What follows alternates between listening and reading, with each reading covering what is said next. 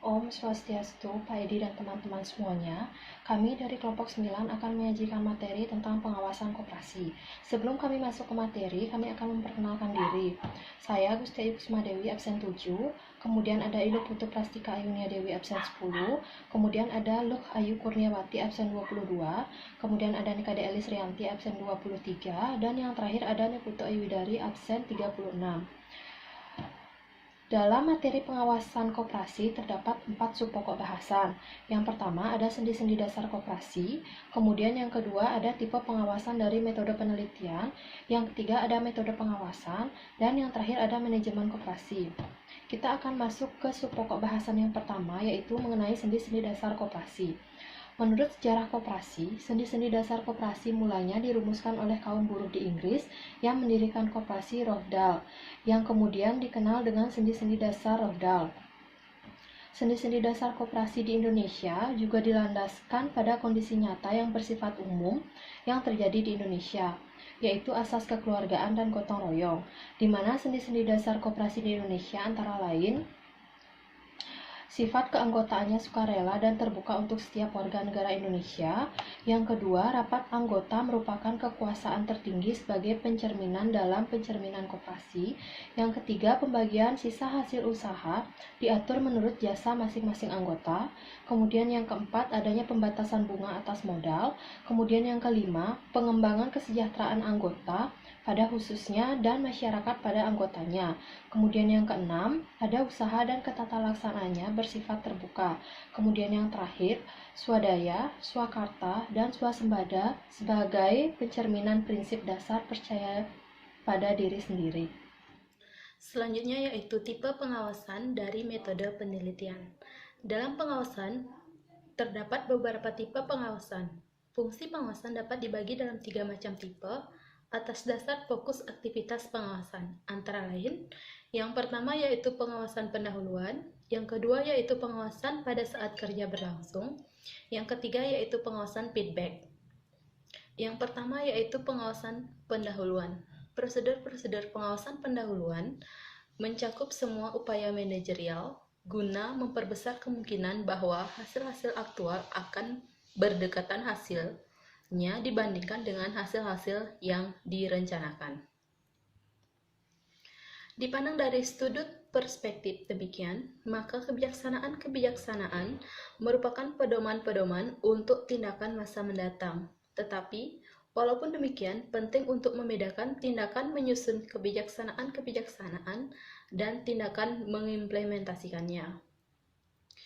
Merumuskan kebijakan-kebijakan termasuk dalam fungsi perencanaan, sedangkan tindakan mengimplementasi kebijaksanaan merupakan bagian dari fungsi pengawasan.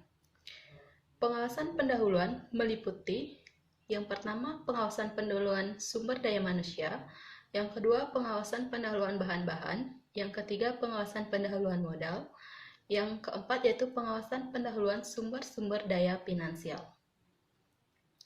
Yang kedua yaitu pengawasan pada waktu kerja berlangsung, yang terdiri dari tindakan-tindakan para supervisor yang mengarahkan pekerjaan para bawahan mereka. Direction berhubungan dengan tindakan-tindakan para manajer sewaktu mereka berupaya untuk mengajarkan para bawahan mereka bagaimana cara penerapan metode-metode serta prosedur-prosedur yang tepat, dan mengawasi pekerjaan mereka agar pekerjaan dilaksanakan sebagaimana mestinya. Proses memberikan pengarahan bukan saja meliputi cara dengan apa petunjuk-petunjuk dikomunikasikan, tetapi juga meliputi sikap orang-orang yang memberikan penyerahan. Yang ketiga yaitu pengawasan feedback.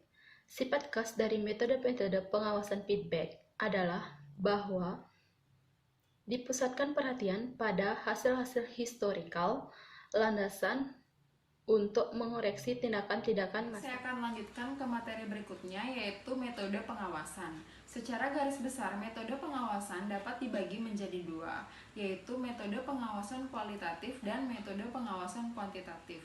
Yang pertama, metode pengawasan kualitatif. Metode ini dilakukan oleh manajer untuk menjaga performance organisasi secara keseluruhan, sikap serta performance karyawan. Kemudian yang kedua, metode pengawasan kuantitatif. Biasanya metode ini dilakukan dengan menggunakan data untuk mengawasi kuantitas dan kualitas produk. Ada beberapa cara yang dapat digunakan untuk mengadakan pengawasan kuantitatif, antara lain dengan menggunakan anggaran, mengadakan auditing, analisis break-even point, dan analisis rasio keuangan. Selanjutnya yaitu materi manajemen koperasi. Manajemen adalah proses perencanaan, pengorganisasian, pengarahan, pengawasan usaha-usaha para anggota organisasi, dan penggunaan sumber daya organisasi lainnya agar mencapai tujuan organisasi yang telah ditetapkan. Koperasi seperti halnya organisasi yang lain membutuhkan manajemen yang baik agar tujuan koperasi tersebut tercapai secara efisien. Hal yang membedakan manajemen koperasi dengan manajemen umum yaitu terletak pada unsur-unsur manajemen koperasi, yaitu ada rapat anggota, pengurus, dan pengawas. Baik, untuk materi berikutnya yaitu ada anggota, pengurus, dan juga pengawas. Nah, di dalam anggota, pengurus, dan juga pengawas, adapun rincian tugasnya yang dapat diperinci adalah sebagai berikut.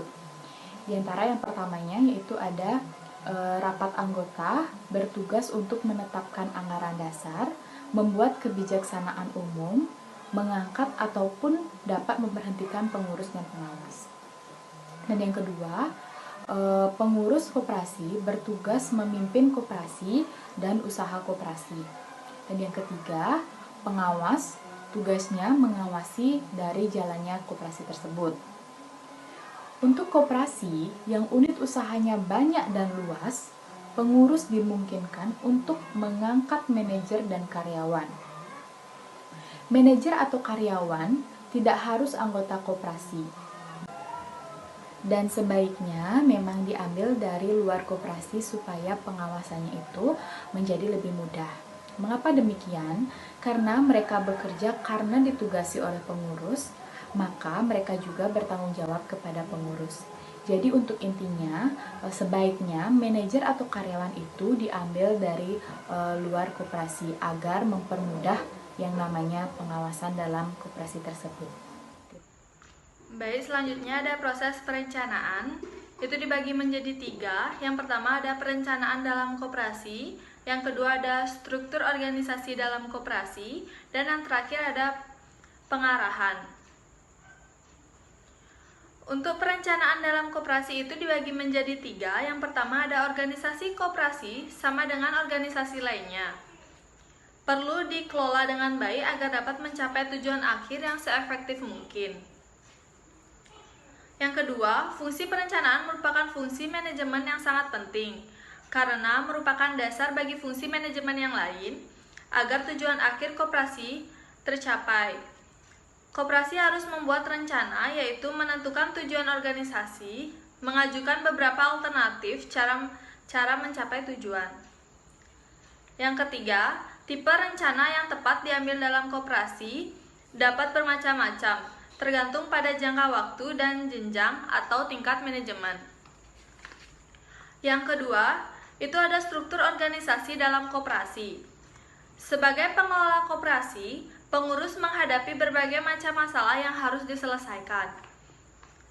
Seorang pengurus harus diangkat oleh dan dari anggota. Pengurus perlu mengangkat karyawan yang bertugas membantunya dalam mengelola koperasi agar pekerjaan koperasi dapat diselesaikan dengan baik.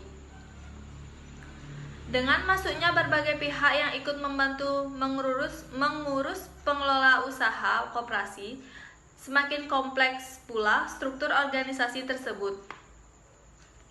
Pemilihan bentuk struktur organisasi koperasi harus disesuaikan dengan macam usaha, volume usaha, maupun luas pasar dari produk yang dihasilkan. Yang terakhir saya akan menjelaskan tentang pengarahan. Pengarahan merupakan fungsi manajemen yang sangat penting sebab masing-masing orang yang bekerja dalam suatu organisasi mempunyai kepentingan yang berbeda-beda. Pemimpin perusahaan harus dapat mengarahkan untuk mencapai tujuan perusahaan.